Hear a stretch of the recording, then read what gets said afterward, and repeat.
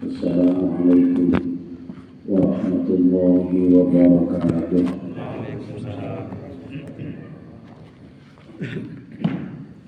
Bismillahirrahmanirrahim. Alhamdulillahirabbil alamin.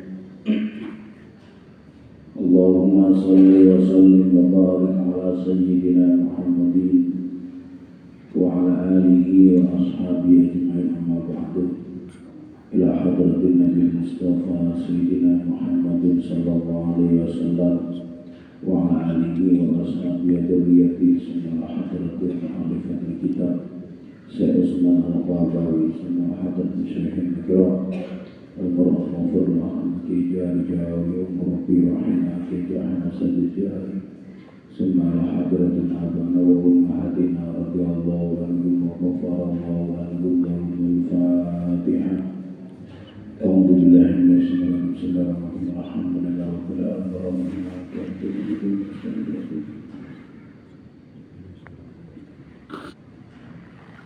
بسم الله الرحمن الرحيم.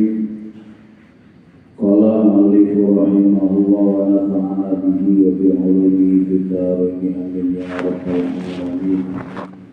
بسم الله الرحمن الرحيم. المجلس الخامس في إطمئنان للقلب بمشاهدة قدرة Ta'ala. Malam ini Bapak Ibu, kajian kita akan bicara tentang sesuatu yang dapat menenangkan hati kita ketika menyaksikan takdir atau kekuasaan Allah Subhanahu wa Ta'ala. Di dalam bab ini pengarang kitab menulis diawali dari satu firman Allah surah Al-Baqarah ayat 160. A'udzu billahi minasyaitonir rajim. Wa idza qala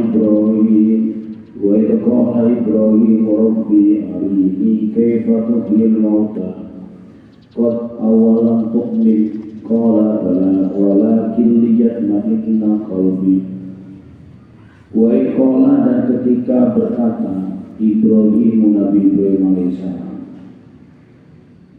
satu hari Nabi Ibrahim berkata kepada Allah Subhanahu wa Ta'ala, Rabbi arini kaifa tuhyi al-mauta.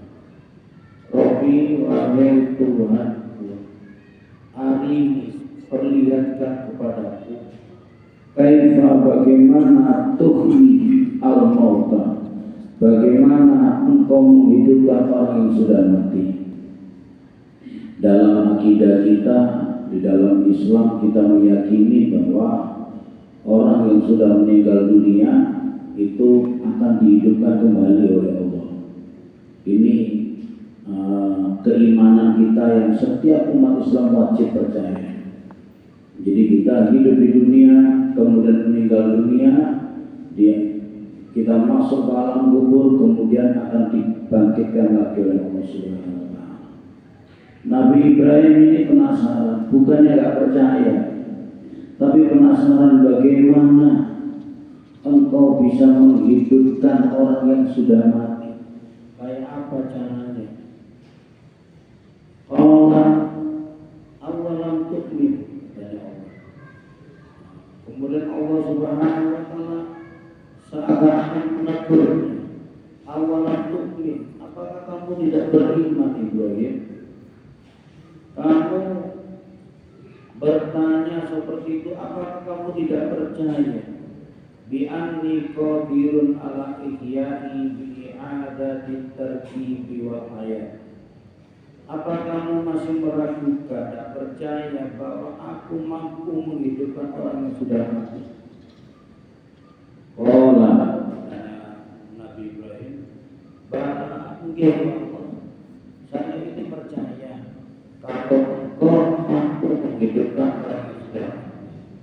Walakin yatma'inna qalbi, tetapi apa yang saya ingin ini Allah ingin agar hatiku ini tenang, semakin yakin, hampir yakin bahwa Allah Subhanahu wa Ta'ala betul-betul menghidupkan orang yang sudah meninggal dunia.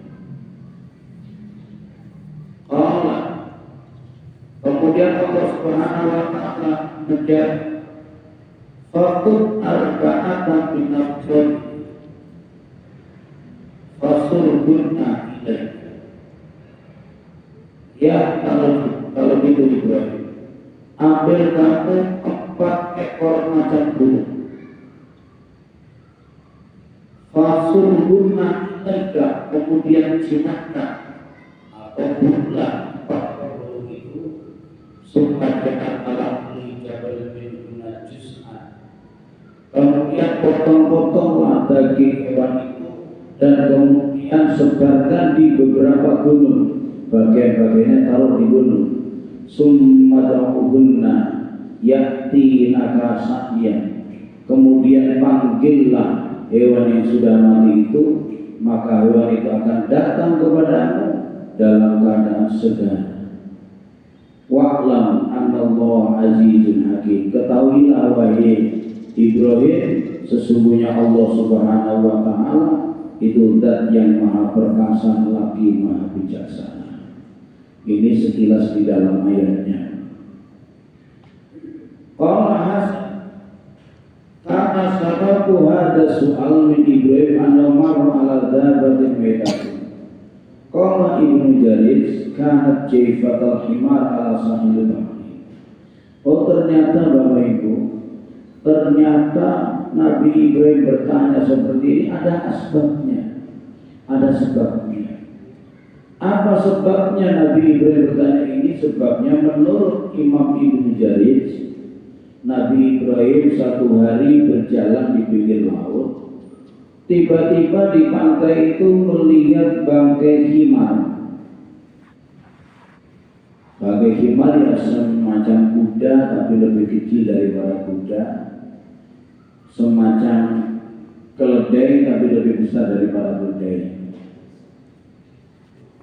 Faro'a waqat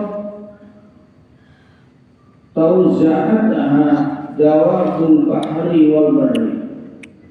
Nabi Ibrahim berjalan melewat di pinggir laut melihat ada bangkai himar. Dan kemudian Nabi Ibrahim melihat bahwa hewan himar itu dicerai-beraikan oleh hewan-hewan laut dan hewan darat. Nah, bangkai itu dicerai-beraikan. Gimana kabar dicerai-beraikan? Fakana idza madda al-bahru ja'at al-hayatani wa dawabul bahri fa'akallahunna minha. Diceritakan bahwa ketika air laut itu pasang, maka bangkai itu kena air laut atau tenggelam karena airnya naik. Maka hewan-hewan laut datang, ikan-ikan datang untuk memakan daging itu, dimakan dikit-dikit. Fama waqa'a minha yasiru fil bahri wa idza jazara al-bahru ja'a asiba. Jadi ketika airnya pasang, ikan-ikan berbagai macam hewan-hewan laut pun makan. Kemudian lautnya surut,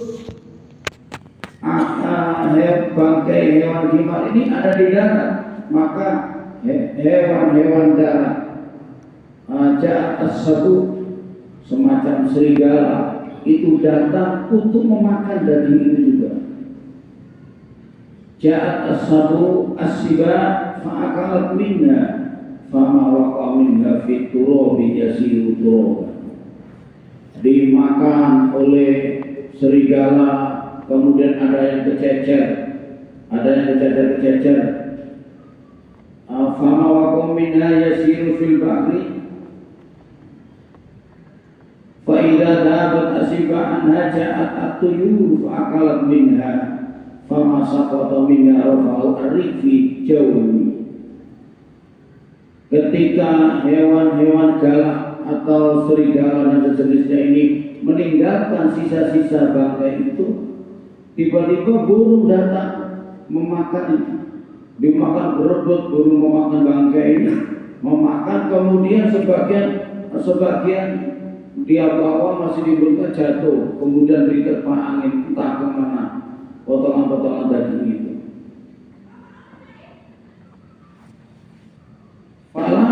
ra'a dzalika ta'ajjaba minha.